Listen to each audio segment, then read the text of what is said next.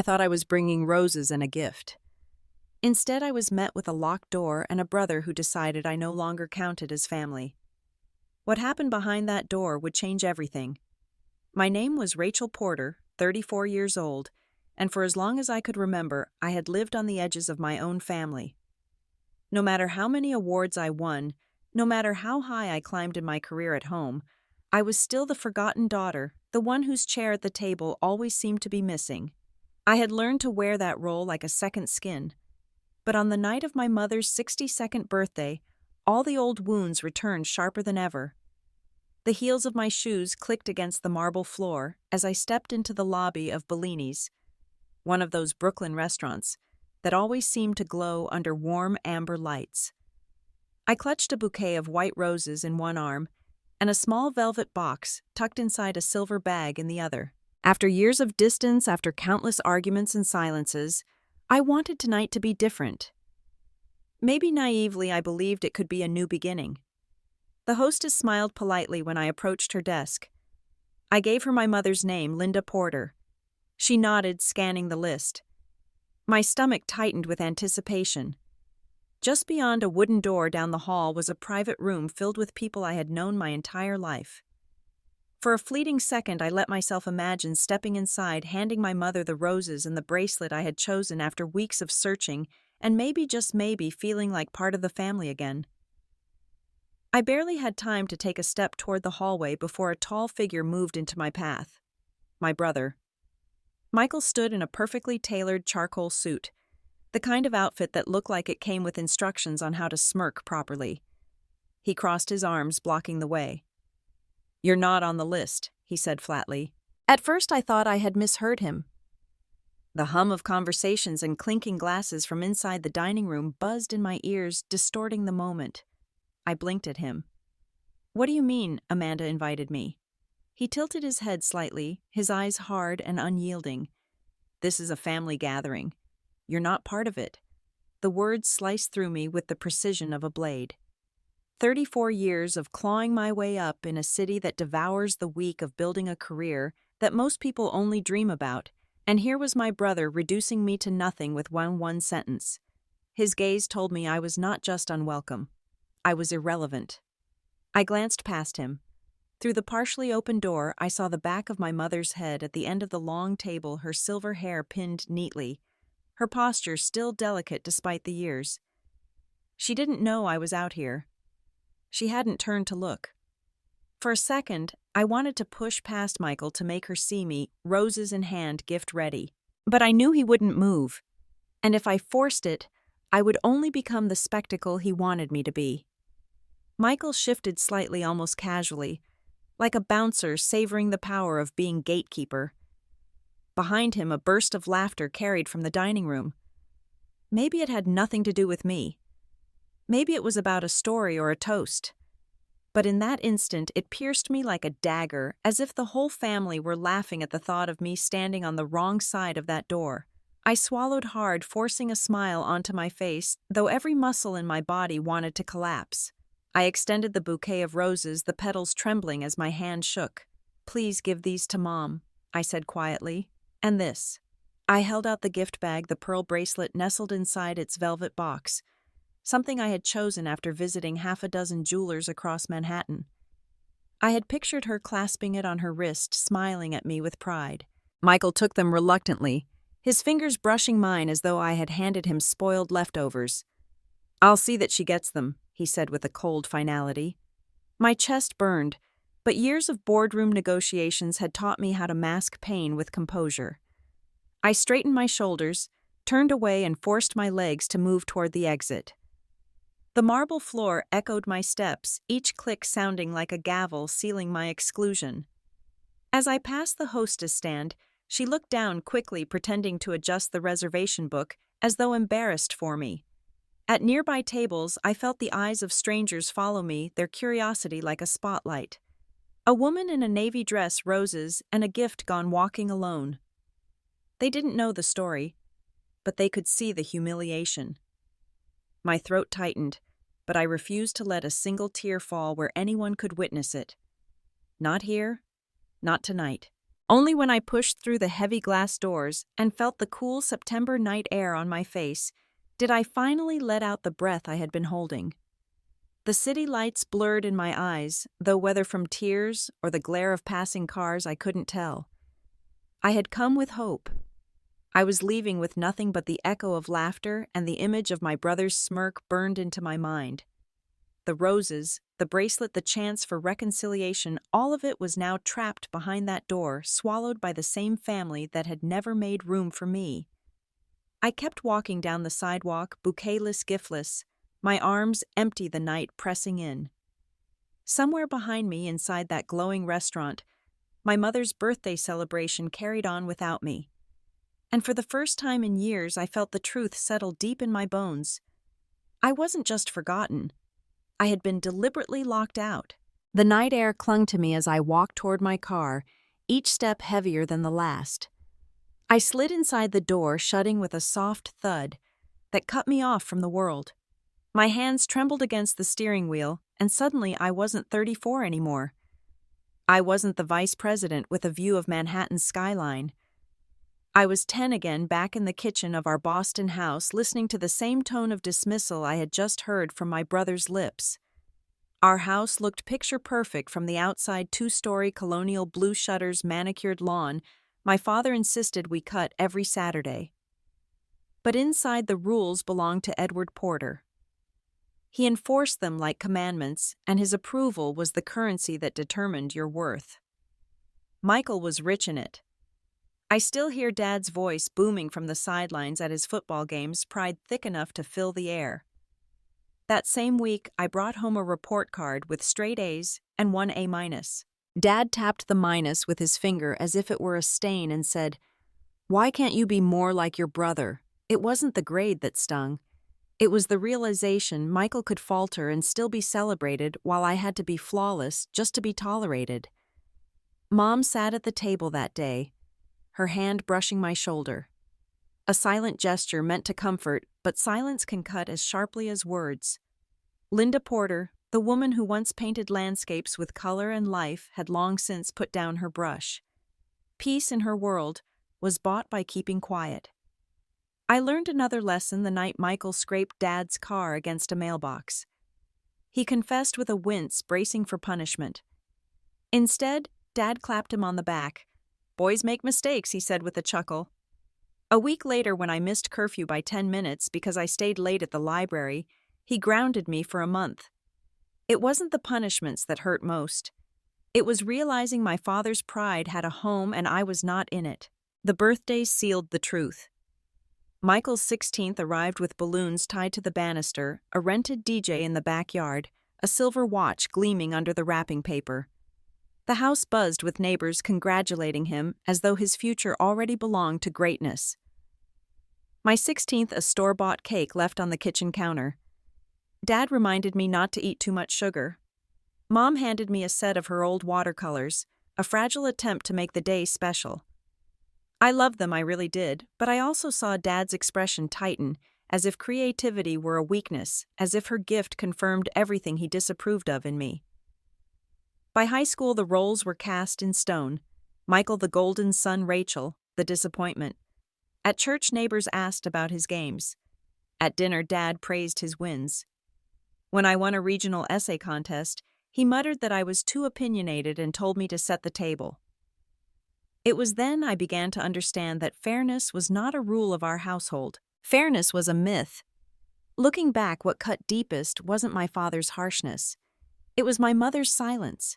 She could have spoken up even once, told Dad to stop comparing us, told me I was enough, told Michael that rules applied to him too. But her silence became her armor, and I was left to fight battles no one else wanted to claim. I pressed my forehead to the steering wheel, the leather cool against my skin. Brooklyn's noise faded. In my ears, I heard the echoes of that old kitchen, Michael's laughter, Dad's sharp voice, forks scraping against plates, and Mom's lips pressed together like a locked door. And tonight at Bellini's, decades later, it had all repeated. Michael standing like a gatekeeper, savoring my exclusion. My mother seated at the head of the table, her back to me, unaware or unwilling to turn. The pattern unchanged. I drew in a long breath, trying to steady myself. But the truth was clear. The past wasn't just a memory, it was a script my family kept replaying.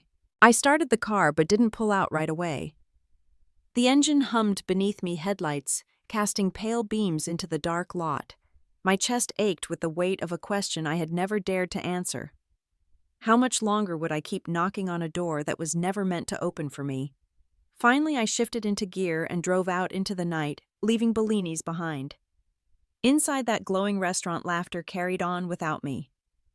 But in my car, in the quiet where no one else could hear, I understood something I had spent my whole life avoiding. I wasn't just left out. I was written out. And the only way forward was to decide whether I would keep fighting for a place in their story or begin writing my own. The memory of leaving Boston for New York in the fall of 2012 is still sharp in my mind, like the chill in the air that bit through my jacket as I dragged 2 suitcases across the campus of NYU. I had just turned 22, stubborn enough to trade the safety of home for the unknown. My father had wanted Boston College and finance. I wanted to do marketing in New York. That was enough to cut the last thread between us. The night I told him, he sat at the head of the kitchen table, his face set like stone. He said calmly that I would not get a penny from him. If I insisted on wasting my life in that city, then I was on my own. I remember the silence that followed, heavy enough to crush the air in my lungs. My mother looked down at her plate, and I understood she would not intervene. I left that summer with 2 worn suitcases, a handful of savings, and no blessing. On the porch, my mother hugged me quickly and pressed an envelope into my hand. Inside were $60 and a short note in her familiar cursive, "For emergencies. Love, Mom." I slipped it into my wallet and carried it with me to New York, though I never spent the bills. They became a reminder that someone still thought of me, even if she could not say it out loud. New York was loud, crowded, and unforgiving. I worked at a cafe near Washington Square Park, pulling double shifts when I could, the smell of coffee beans and grease clinging to my hair. My feet ached, my body ached, but every paycheck was proof that I could stand without anyone's help. At night, I wrote essays under the dim light of a shared dorm room. In my second semester, a paper I submitted to the student newspaper was published. It was a short article about consumer behavior in the digital age, but to me it was everything. I bought 2 copies, one for myself, and one I left in an old box back home during a rare visit. Years later, I would find out my mother had discovered it, folded it neatly, and kept it hidden in her dresser drawer. She never told me, but that knowledge softened something inside me. The summers were the hardest. My classmates left for Europe for internships. I stayed behind the counter at the cafe, sweating under broken air conditioning, saving what I could. Some nights exhaustion turned to tears that I buried in my pillow, but even in those moments I knew I would rather suffer here than bend back toward the house I had left. By junior year, I landed a summer internship at Horizon Media. Walking into their office on Madison Avenue felt like stepping onto a different planet. Glass walls, endless screens, the buzz of people who spoke the language of campaigns and clients. At first, all I did was spreadsheets and errands. But I treated every task like it mattered. When someone asked for a volunteer to stay late, I raised my hand before anyone else. That summer, I lived more in the office than in my dorm. I stayed quiet in meetings but listened carefully, filling notebooks with details. I asked questions no one expected an intern to ask. One evening, as I was organizing samples long after most had gone home, a director stopped by and told me I had potential.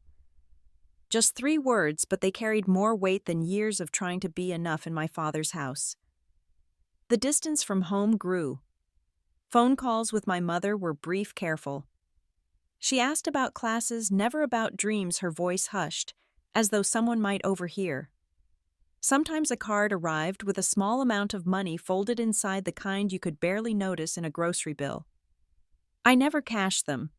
Instead, I kept the notes, holding on to her handwriting, proof that she hadn't completely let me go. The years blurred into long hours of study shifts at the cafe and the rhythm of the city. Slowly, I realized I was becoming someone new. Not the daughter who was compared, not the girl dismissed, but a woman shaping her own life in a place too vast to care about her father's rules. When graduation came, I walked across the stage in a borrowed gown, clutching the diploma I had fought for with sleepless nights and empty bank accounts. Families filled the seats cheering for their children. I scanned the rows out of habit, but there was no one waving back at me. My seat in the crowd was empty. My father had refused to come, and my mother hadn't dared. The applause roared around me, but I carried only silence with me as I left the stage. The diploma in my hands was both a victory and a wound. I had proven that I could build a life on my own.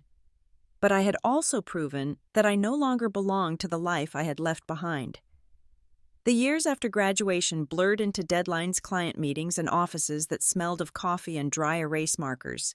By 28, I was the youngest account director Horizon Media had ever promoted. At 32, my name gleamed on a brass plate outside a corner office vice president of marketing. The Manhattan skyline stretched outside my window like proof that I had climbed higher than anyone expected me to. Every morning I put on the armor-tailored suits, steady voice, the kind of presence that made clients lean in before I even spoke. Every evening, I walked into an apartment polished to perfection, glass walls, minimalist furniture shelves lined with books I hardly had time to read. It was everything I once dreamed of. And yet opening the door at night, silence always greeted me first.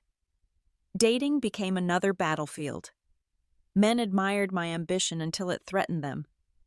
Dinners ended with polite smiles, phones buzzing with sudden emergencies, or the all-too-familiar line, "I need someone who puts family first." Each time I bit back, the retort burning on my tongue. And what family ever put me first? Meanwhile, my friends' lives unfolded in a different rhythm. Engagement announcements, baby showers, first steps, first birthdays, my social media feeds were a carousel of milestones. Smiling couples under balloons, toddlers in tiny Halloween costumes, partners holding hands across candlelit dinners. I would scroll, double tap, even leave a cheerful comment. Then I'd close the app, shut off the phone, and return to campaign briefs glowing on my laptop screen. Deadlines were easier than envy, but the hollowness had a way of sneaking in. At times I stood by my window with a glass of wine, the city glittering below, alive and endless. And yet, despite all that light, I felt the same shadow pressing, and the same one that had followed me from Boston, the shadow of being unseen. Sophia Reed, my closest friend since college, was the only one who could pierce that armor. One evening she arrived with lo mein and a bottle of red. We sprawled on my couch cartons, balanced on our knees, Manhattan glowing behind us. She watched me for a long moment, her gaze patient but unrelenting. "The company treats you like you're irreplaceable," she said finally, "but your family still treats you like you're invisible." Her words cut sharper than she knew. I barked a laugh, sharp and bitter. Invisible. That old label. I raised my glass and muttered, "Well, at least the company sends flowers. My family can't even send a text." Sophia didn't laugh. She just looked at me, steady and sad, like someone watching a person bleed while insisting the wound was nothing. I waved her off, piling sarcasm over the ache. "Invisible isn't so bad. Ghosts don't get hurt. Ghosts get work done." But the mask cracked the second I saw her expression, soft, unwavering, too close to pity. The words stuck in me long after she left. Invisible. Not forgotten. Not ignored. Invisible. That night I stood at my window again, glass in hand, the skyline flickering like 1,000 lives I didn't belong to. My friends built families. I built campaigns. They gathered around dinner tables, traded stories about milestones. I walked into boardrooms, traded strategies, won clients who barely remembered my name a year later. The city roared with life, but inside the echoes were older. The scrape of forks against plates in that Boston kitchen. My father dismissed my work as fluff.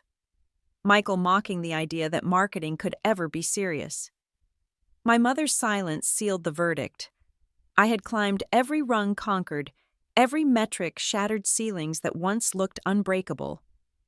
Yet standing in that corner office or that spotless apartment, I was still waiting for something my title, my salary, my skyline view could never give me.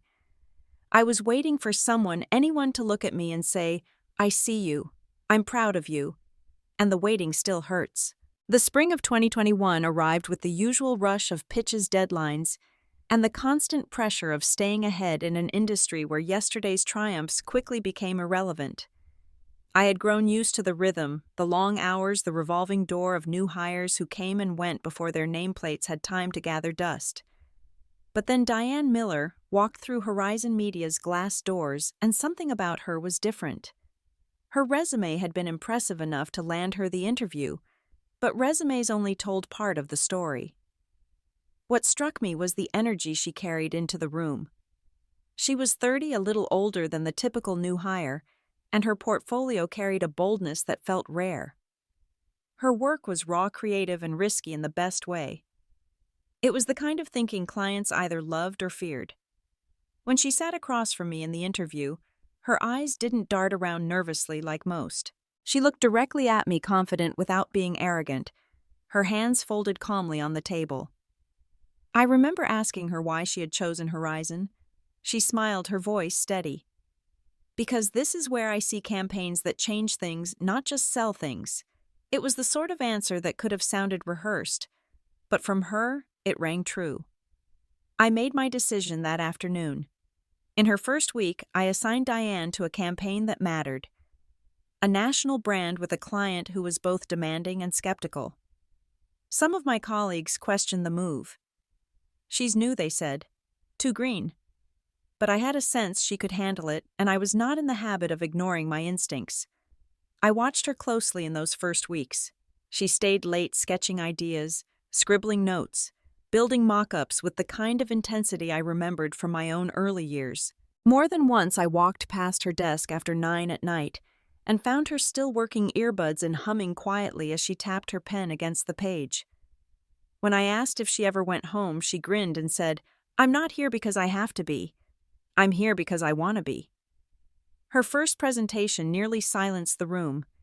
She had pitched a concept that pushed far beyond the client's comfort zone, and I could see the doubt flicker in the senior team's eyes. I waited, then leaned forward. "Let's take a deeper look at this." My words carried weight, and with them the conversation shifted. Diane caught my glance across the table, and her shoulders straightened. Later that evening, she stopped by my office, still carrying the adrenaline of the meeting. "You didn't have to defend me," she said. I set my pen down and met her eyes. "You earned it. Playing it safe is the fastest way to be forgotten in this business. Keep pushing," she smiled, then her whole face lighting up, and for a brief second I saw the spark that had driven me all those years ago when I was still proving myself. Weeks turned into months, and Diane proved herself again and again. Her designs carried a rhythm, a pulse that clients noticed. When a major account praised the creative direction, I made sure to say her name out loud to give her credit she deserved. I remembered too well what it felt like to have your work praised without acknowledgement. What I didn't expect was how often she lingered after meetings, not to talk about assignments, but to ask about my own journey. She wanted to know how I had managed to survive the cutthroat early years, how I had kept going when it would have been easier to quit. "You're the kind of boss I always dreamed of having," she said one evening as we walked out together. "You're the model I measure myself against." I laughed it off, brushing the words away with a half smile, but they stayed with me longer than I admitted. She began to stop by my office just to talk, sometimes about work, sometimes about life.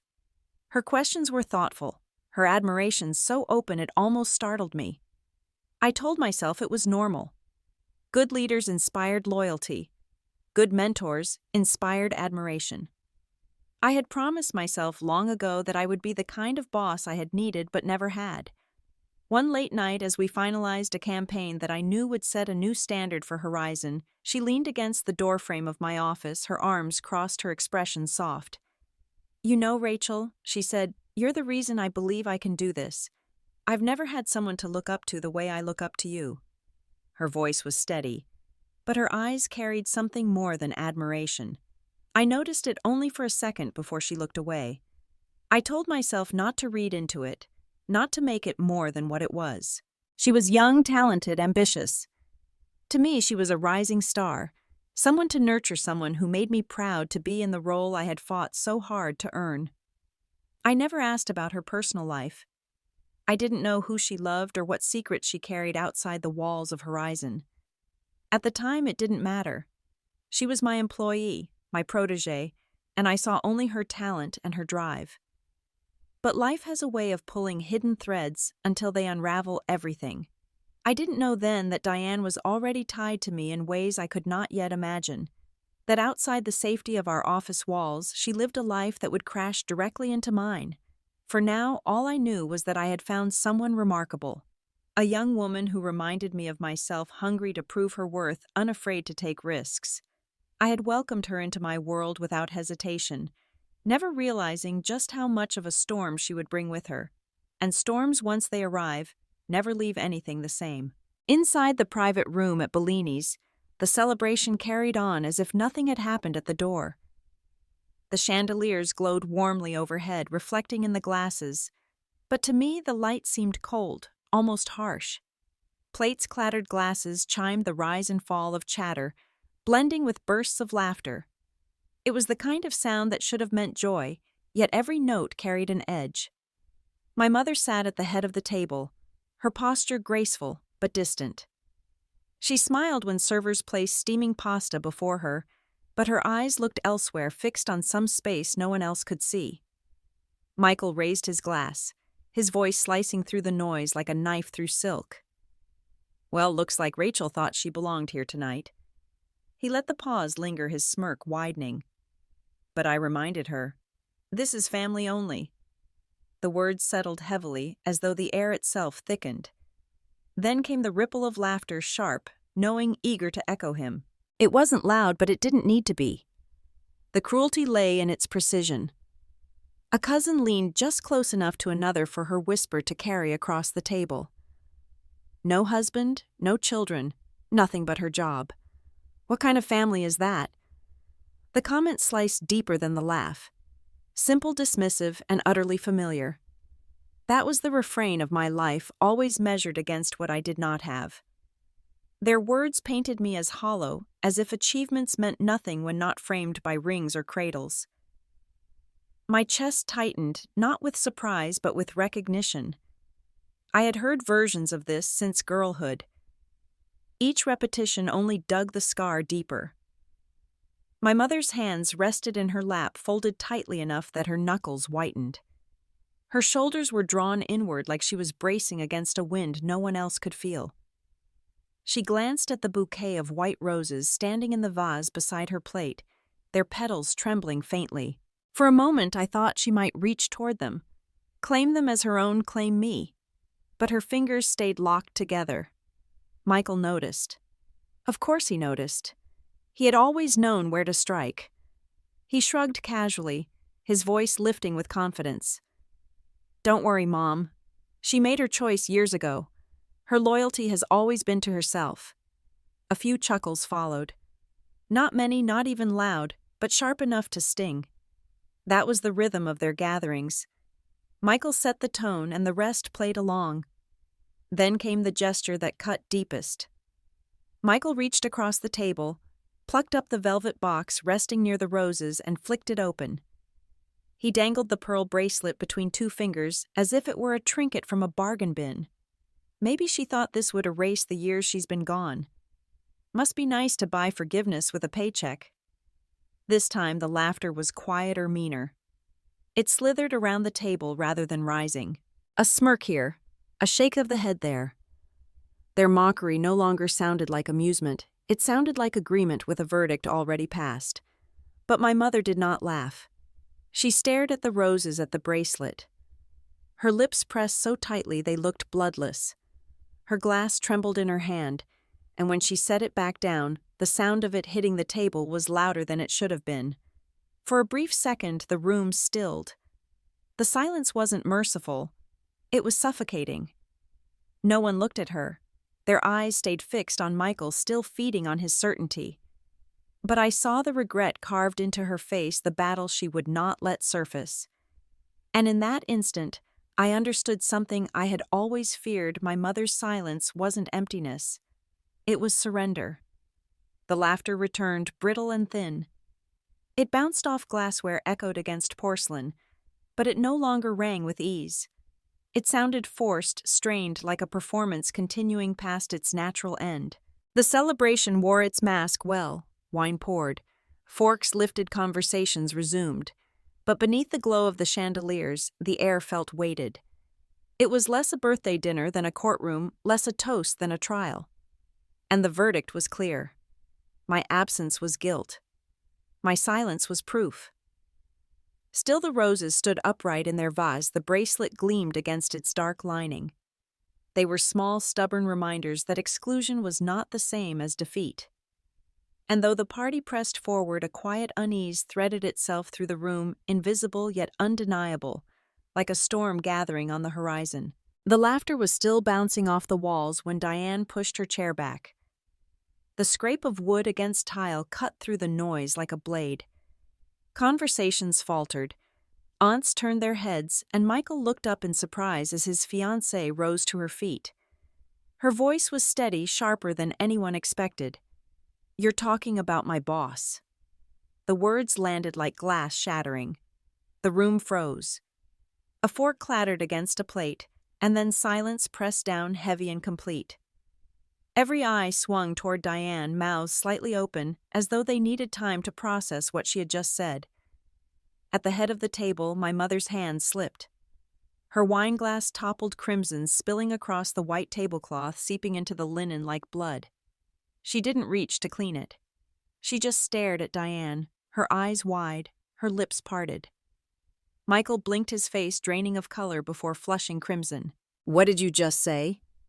His voice cracked at the edges, stripped of its earlier arrogance. Diane didn't flinch. She looked around the table, meeting the gaze of each relative who had joined in the chorus of mockery minutes before. "Rachel Porter is my boss. She is the vice president of marketing at Horizon Media, and she is the best leader I have ever had." Gasps rippled through the room. An uncle coughed into his napkin, an aunt muttered something under her breath, but no one dared to laugh now. The chandeliers above seemed to burn brighter in the silence. Diane straightened her shoulders, her voice growing stronger. "I have worked for her for months. I have seen her stay in the office until midnight side by side with her team, never asking anyone to do what she would not do herself. I have watched her fight to make sure credit goes where it belongs, even when it would have been easier to take it for herself. She is respected, admired, and trusted. She is everything you claim she is not." Linda's hand trembled against the table, her knuckles white. She pressed her napkin into the spilled wine, but her eyes never left Diane. For the first time in years, a flicker of pride lit in her expression, fragile but undeniable. Michael's jaw tightened. "That's enough, Diane. Sit down." His voice carried the brittle edge of a man losing control, the same control he had held over the room all evening. But Diane didn't sit. She took a step away from the table, her gaze locking on Michael. "Enough is when you stop tearing down a woman who has built everything with her own hands. Enough is when you stop pretending her success is meaningless just because it doesn't fit your idea of family." The room was still dead. Forks hovered above plates, glasses paused midair. No one moved. An older cousin cleared his throat awkwardly. "Are you saying Rachel is your direct boss?" Diane nodded firmly. "Yes, and I am proud to work for her. She is the reason I know what kind of career I want to build. She is the reason I believe I can succeed." Michael's face burned red, his smirk long gone. He tried to speak, but the words tangled in his throat. The velvet box on the table caught the light, the pearl bracelet gleaming against its dark lining. For the first time, no one mocked it. No one laughed. They only stared at it and at the roses still standing in their vase beside my mother's plate, their white petals untouched. Linda lifted her eyes at last. For a moment she looked straight at Diane, then at the bracelet, and then toward the door that I had walked through hours earlier. Her lips parted as though she wanted to speak, but no words came. Still, the silence carried a weight that hadn't been there before. It was no longer empty. It was heavy with the truth Diane had just dropped into the center of the room. The relatives shifted uncomfortably in their seats, their earlier laughter turning sour in their throats. No one dared to echo Michael now. No one dared to sneer. Diane's voice softened, but it was no less firm. You wanted to humiliate her tonight, but I won't let you. You should know who she really is. The chandeliers flickered slightly as if the very air in the room had shifted. Michael sank slowly back into his chair, his face dark, his glass untouched. The party had changed. The balance had shifted. For the first time, the truth about me had been spoken aloud in that room, and they had no choice but to hear it. The next morning, I walked into Horizon Media with my usual armor on. A navy blazer, hair pulled back tight, eyes sharp. No one could guess the storm still churning inside me from the night before. I had buried it under my morning routine, under coffee and emails, under the rhythm of control. Or at least I thought I had. Just before noon, there was a knock on my office door. Diane stood there, her shoulders tense, her eyes rimmed with something that looked like guilt. She clutched a folder against her chest as if it could shield her. "Do you have a minute?" she asked softly. I motioned for her to come in, though my pulse quickened. She closed the door behind her, hesitated, then sat down across from me. For a long moment, she didn't speak, just twisted the edge of the folder in her hands until the paper inside crumpled. "I'm sorry," she said finally. "I should have told you earlier." My stomach tightened. "Tell me what—" Her voice broke on the words. "I'm engaged to Michael." The air in the room seemed to vanish. I stared at her, waiting for the joke, the correction, something to soften the blow. But her eyes were wide and earnest, her hands shaking slightly as she placed the folder on my desk. "My brother," I whispered, more to myself than to her. She nodded, shame coloring her cheeks. "Yes." I leaned back, trying to steady myself against the wave of shock crashing through me. My brother's fiancée, my employee. The woman who had stood up for me in front of my family was tethered to the very man who had humiliated me. "Rachel, I swear I didn't mean for it to happen this way. When I interviewed for this job, I had no idea you were his sister. He never mentioned you by name, not really. Not the way he should have." My throat tightened. "What do you mean?" Diane took a shaky breath. "He always referred to you as his little sister who never made anything of herself. He called you a failure more times than I can count. He said you worked in some low-level advertising job that you never came around because you couldn't handle family responsibility." I laughed bitterly, though it sounded more like a choke. "That sounds like him. But that's not what I found when I started here," she said quickly.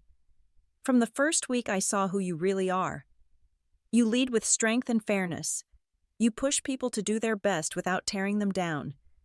You've built this career with grit and brilliance. You're the reason I believe I can do more than I thought I could." Her words should have felt like balm, but instead they scraped raw against old wounds. Michael had spent years shaping how others saw me, and now even his fiancée had been poisoned by his lies before she met me. I pressed my palms against the desk, grounding myself. "And yet you're going to marry him." She flinched. "That's what I'm questioning." Silence stretched between us. Outside my window, the city buzzed with its usual noise horns, blaring voices, rising life, moving forward as if nothing had shifted. But inside my office, everything felt precarious, as though one wrong word might send both of us over the edge. Diane's voice dropped to a whisper. "Last night changed something. I've never seen him look so cruel. I've never seen a family dismiss someone so coldly. And when you walked away, he smirked. He smirked, Rachel. Like it was a victory to shut you out." My chest burned. That smirk had followed me all the way home, haunting me even in the dark. Diane clasped her hands together tightly. "I can't stop thinking about it. I can't stop wondering if this is the man I'm supposed to spend my life with." I studied her, the conflict carved into every line of her face. Part of me wanted to push her away, to tell her this wasn't my burden to carry. But another part recognized the fracture already splitting her engagement. Michael's lies were unraveling, and for the first time, someone inside his world was beginning to see me clearly. "You have to make your own choices," I said. Finally. My voice steady, though my hands trembled. "But don't let him convince you that cruelty is strength." Her eyes filled, though no tears fell. "Thank you," she whispered. She stood slowly gathering her folder, but before she reached the door, she turned back. "For what it's worth last night, I was proud to defend you. And I won't forget the way the room went silent when the truth finally cut through." When she left, I sank back into my chair, my pulse still racing. The shock of her revelation pressed hard against me, heavier than I wanted to admit. Michael's fiancée. My employee. The tangled web had been pulled tight, and there was no escaping the storm it promised. I stared out at the skyline, the city unbothered by my turmoil, and realized the lies Michael had spun were finally cracking. The truth was beginning to seep through, and the consequences were only just beginning. 2 nights later, Sophia called, just as I was finishing a late meeting. Her voice carried the calm of a lawyer, but beneath it I heard something urgent. "We need to talk, Rachel. It's about your father." I shut my office door, leaning back against the desk. "What now?" She hesitated, choosing her words with care. "He's drafting a new will. One of my colleagues in Boston flagged it. Your brother is pushing hard to have you cut out completely." For a moment, the words didn't register. Cut out. I almost laughed because I had never asked for a cent from that house. I had built everything on my own, paid for every degree, every apartment, every meal. But the blow still landed. "Michael is framing it as preserving the family home," she continued. "He says it should stay intact with him as caretaker." Tradition. Tradition. I nearly spat the word. Michael never cared about tradition unless it served him. He didn't want to preserve the house on Walnut Street. He wanted to sell it, strip it bare, and pocket the profit. But the thought of that house tightened something in my chest. I hadn't lived there in over a decade yet. Every corner carried ghosts. The staircase where I used to sit at night listening to arguments that shook the walls. The kitchen table where my father tapped my report card, like it was a ledger of failures. The narrow bedroom upstairs where I hid notebooks under the bed, the only place I let myself dream. "I never wanted the house," I whispered. "I just wanted to belong in it." Sophia's tone softened. "I know. But if Michael succeeds, it won't just be about property. He'll have control over the estate, over your mother, and you'll be erased from the record." I pressed my palms to my temples. Of course it wasn't enough for Michael to humiliate me at Bellini's. Now he wanted me deleted from the family story altogether. Why now? My voice came out low, uneven. "Because your mother's health is under review," Sophia said. "Your father wants everything locked down. And because your success unsettles Michael. He can't control it, so he's doubling down on what he can." Her words coiled tight inside me. Diane's confession, Michael's lies, his smirk when he blocked the door, all of it was part of the same pattern. He didn't just want me excluded. He wanted me invisible. Sophia didn't soften this time. "You need to be ready. If this becomes formal, I'll represent you. But you have to understand your brother is playing the long game." I stared out the window at the Manhattan skyline, lights winking against the night. Part of me wanted to laugh. Part of me wanted to hurl the nearest glass against the wall. I didn't care about their money. I didn't want their house. But the thought of my name being scrubbed away as if I had never existed cut deeper than anything else. "I'll think about it," I said finally, though my voice sounded far away. "Think fast," she warned. "This won't wait." After she hung up, I stayed in my office long past midnight. The files on my desk blurred deadlines meaningless.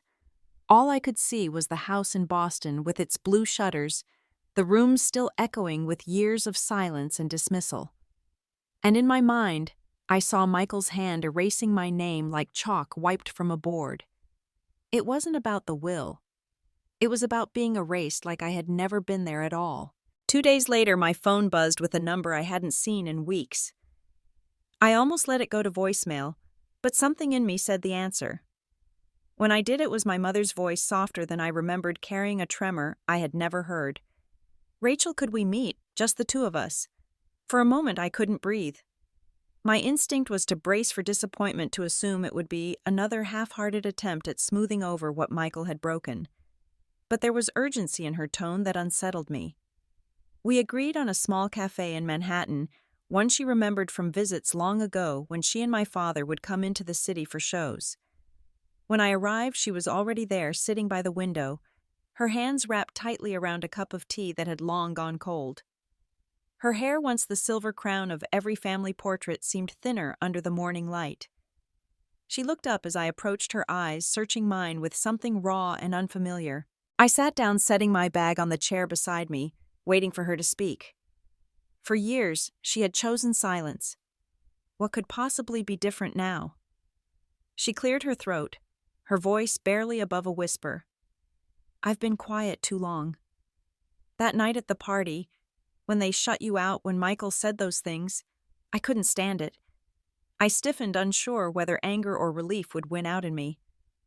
Mom, you didn't say anything. You didn't stop him. Her eyes glistened. I wanted to. God knows I wanted to. But you know how your father is. You know how Michael thrives when he's in his shadow. Speaking up in that room would have lit a fire. I wasn't sure I could survive. I leaned back, biting down on the words that wanted to spill. She was right. I did know. But knowing didn't make the wound hurt less. Her hand trembled as she reached into her purse and pulled out a small bundle of folded papers yellowed at the edges from being handled too many times. She slid them across the table toward me. I frowned, unfolding them carefully. My breath caught when I saw what they were.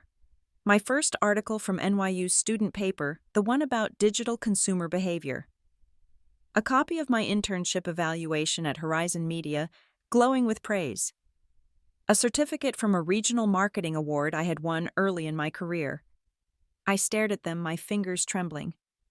How did you get these? Her lips curved into a small, sorrowful smile. You think I wasn't proud, Rachel? That I didn't follow everything you did? Your father never wanted me to keep these. He said your work was meaningless. But every time I found something, I saved it. I tucked it away where he couldn't see. I've carried them for years. A lump rose in my throat. All those nights I thought I was invisible to her, all those years I thought her silence meant indifference. She had been watching. She had been saving pieces of me. I whispered, "Why didn't you ever tell me?" Her voice cracked. Because I was afraid.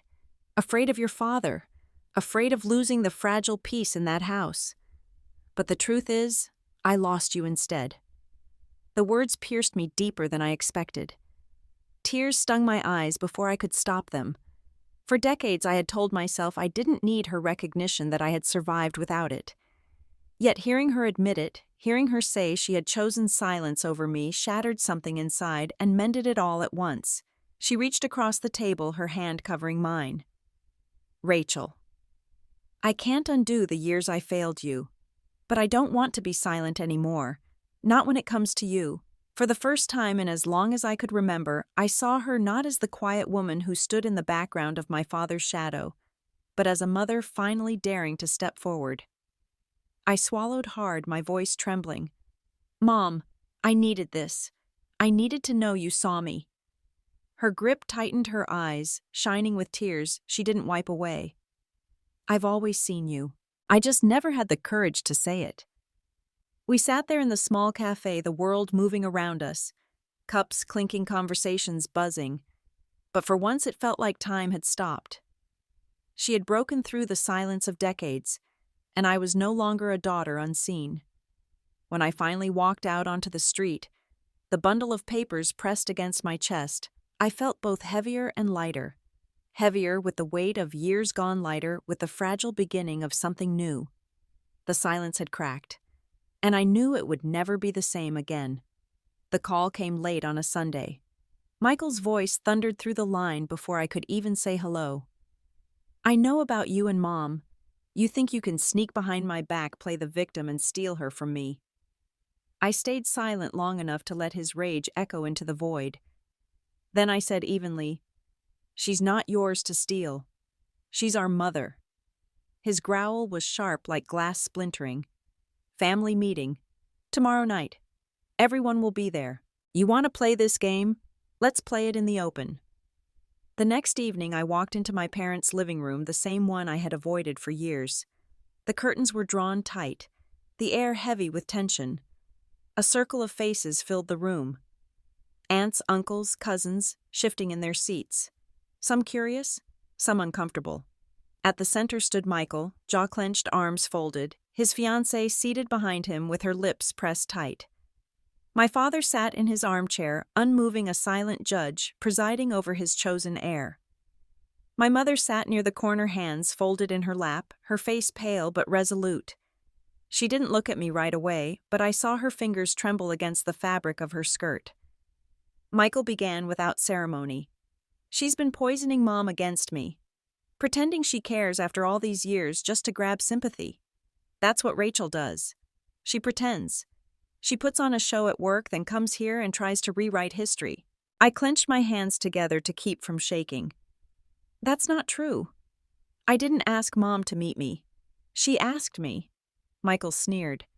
"And of course you ran to her, clutching your little stories, your pity papers, trying to make her believe you've done something with your life." Diane's chair scraped against the floor as she stood suddenly. "Enough, Michael." His head whipped toward her. "Sit down." Her chin lifted. "No, I've listened to you twist the truth long enough. You keep acting like being the son makes you right, like your word is the only one that counts. But I've seen Rachel in action. She's not pretending. She's everything you said she wasn't." The room erupted with whispers, relatives glancing between them, the air electric with shock. Michael's face darkened, but Diane didn't waver. "You mock her for building a career, but you don't see the respect she's earned. She works harder than anyone I've ever known. She lifts people up instead of tearing them down. If anyone here is pretending, it's you." My chest tightened at her words, at the courage it must have taken to speak them in front of my father. One of my cousins cleared his throat awkwardly. "I've worked in finance for years. I've read about Horizon Media. They're not small. Rachel's name is out there. You can't call that nothing."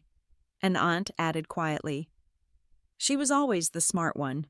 Maybe we didn't want to admit it, but she was." The tide shifted, voices, murmuring, some supportive, others uncertain. For the first time in years, cracks appeared in Michael's unshakable wall of control. He turned on me, then eyes blazing. "Look what you've done. You pit them against me." I forced myself to meet his glare. "I didn't do anything. I just lived my life. You're the one who couldn't stand it." My father's voice cut through the noise, low and firm. "Enough."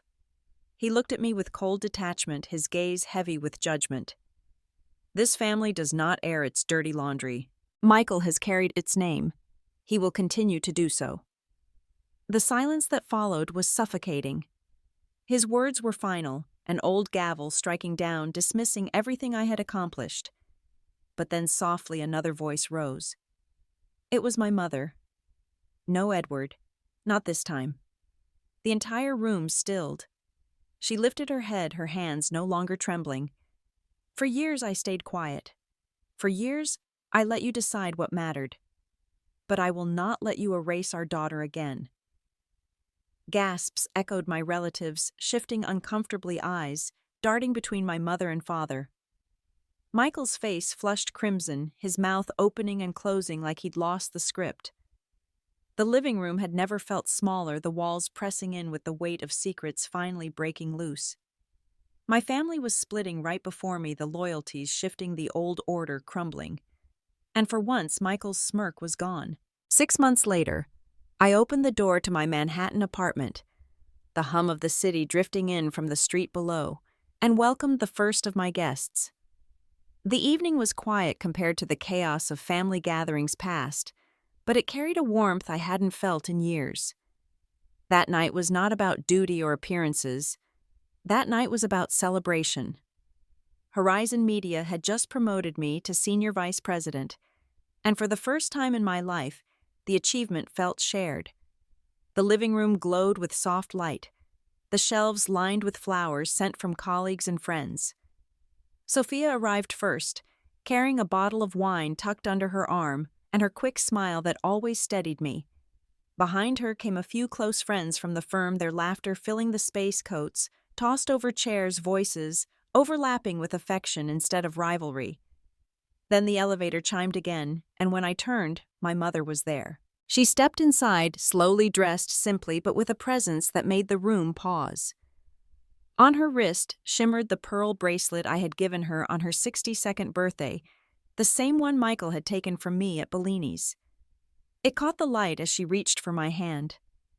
"You look beautiful," she said softly, her eyes holding mine with no hesitation this time. "So do you?" I whispered, my throat tightening. We hugged, and for once, it wasn't tentative. It was full and real, the kind of embrace I had longed for since childhood. When we pulled apart, she glanced around my apartment, her gaze resting on the photos on my wall, the books stacked on the shelves, the small signs of a life built entirely on my own terms. "I am proud of you, Rachel." The words were quiet but clear, and they landed in me like sunlight breaking through clouds. Later, Diane arrived, not with Michael at her side, but alone. She had ended the engagement weeks after that disastrous family meeting, and though the decision had left her shaken, she had chosen to stay at Horizon. In time, she had become more than an employee. She had become an ally, a sister I hadn't expected. She smiled as she joined the group, handing me a card with neat handwriting inside. "Thank you for showing me what strength really looks like." I hugged her, realizing that sometimes family was not chosen by blood, but by truth. The night moved easily. Glasses clinked, stories spilled, laughter rose without malice. Sophia toasted to my promotion, her voice steady and proud, and the room filled with applause that didn't sting or suffocate. My mother clapped too, her bracelet flashing under the lamplight, a symbol that what was once rejected was now honored. I looked around at the circle of people gathered in my apartment, and I felt something I had never felt in my father's house: belonging. It was fragile and imperfect, but it was real. The scars of the past hadn't disappeared, and maybe they never would, but they no longer defined me. As the evening wound down, I stepped out onto the balcony for a moment of quiet. The city stretched out beneath me, endless and alive. I thought of Michael, of the house in Boston, of the years I had fought to be seen. And I thought of the faces inside my apartment, the ones who had chosen to see me without condition. My voice broke into the night, not loud but certain. Worth did not come from the acceptance of those who refused to recognize us. It came from the ones who truly saw us. I breathed in the cool air, letting the truth settle deep. For the first time, the door I had been knocking on all my life no longer mattered. I had built my own, and it was wide open. If you have ever been left out or silenced by the very people who were supposed to stand by you, I want you to remember this. Their rejection does not define you. Your value is not measured by the ones who turn their backs, but by the life you build and the people who choose to walk beside you. Family is not always the house we were born into. Sometimes it is the circle we gather later, the friends, the allies, the quiet souls who see our strength when others refuse to. Have you ever faced that kind of rejection in your own family? How did you find the strength to move forward? Share your story in the comments. Someone out there may need to hear your words tonight. If this story touched you, please like and subscribe for more true stories of resilience and redemption. And always remember, the people who truly see your worth are often not the ones you expected, but the ones who stand with you without conditions. Thank you for listening, and may you find the courage to keep writing your own story.